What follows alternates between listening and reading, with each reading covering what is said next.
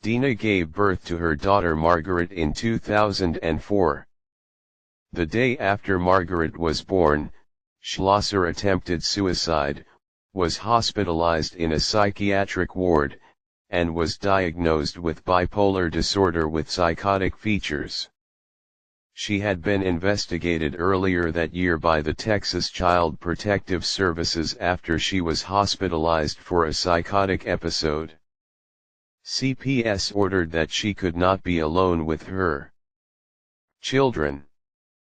Her sister-in-law came to live with them until CPS lifted the order. Schlosser came to believe that Margaret was destined to marry Doyle Davidson, a veterinarian who had become their pastor.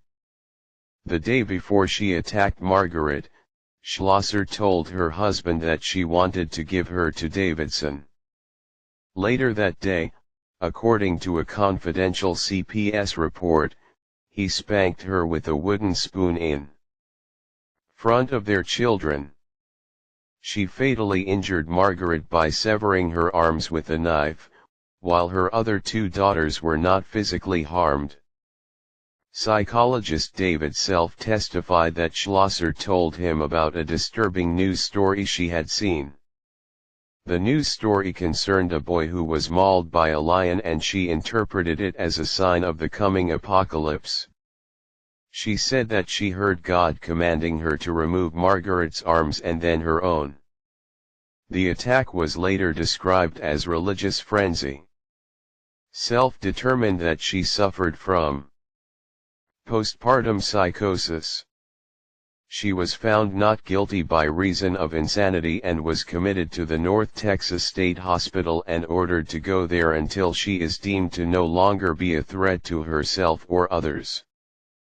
There, she was a roommate of Andrea Yates, a Texas woman who had drowned her 5 children in a bathtub. During the trial, much attention was drawn to Schlosser and her husband attending Water of Life Church, a charismatic church pastored by Davidson. She had been taking antipsychotic drugs for several years prior to Margaret's death. Davidson thought that mental illness was demonic, and this belief partly led Schlosser's husband to not buy her medication regularly. Under oath, Davidson testified that, in his view, all mental illness is demonic at bottom.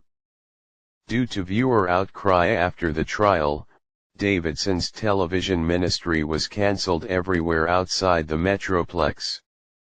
After Schlosser's arrest, her children were taken by CPS and kept in foster care. CPS said they would only allow her husband to regain custody of them under the condition that his sister live with the family, and he was required to complete psychotherapy and parenting classes. He received full custody of his daughters and raised them as a single father. He subsequently filed for divorce. As part of the divorce settlement, Schlosser was prohibited from ever having contact with him or their daughters again. On November 6, 2008, it was announced that Schlosser would shortly be released into outpatient care. The order required her to see a psychiatrist once a week, take medication, be on physician-approved birth control, and not have any unsupervised contact with children. In April 2010, it was reported that Schlosser was recommitted after firefighters from Richardson saw her walking down the street at 2 a.m. Her attorney, David Haynes, said that he felt the judge made the correct decision. Schlosser was later released to outpatient status. She stayed out of the public eye until 2012, when WFAA-TV in Dallas reported that she was working under her maiden name, Leitner, at a Walmart in Terrell. Within hours, they fired her. As of December 2020, Schlosser was ordered to remain committed to a state hospital.